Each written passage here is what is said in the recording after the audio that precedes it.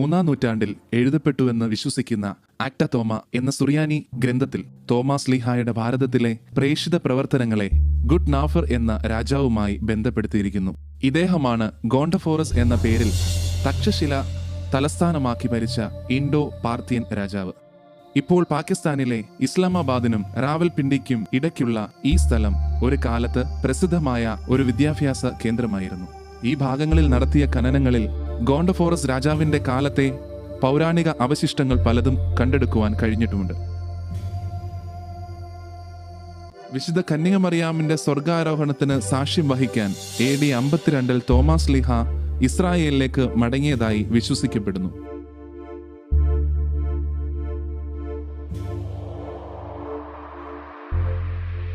ആധുനിക കാലത്ത് കേരളത്തിലെ കൊടുങ്ങല്ലൂർ എന്നറിയപ്പെടുന്നതും പഴയ കാലത്തെ പ്രമുഖ വ്യാപാര കേന്ദ്രവും തുറമുഖവുമായിരുന്ന മുസിരീസ് എന്ന സ്ഥലത്ത് എത്തിച്ചേർന്നു.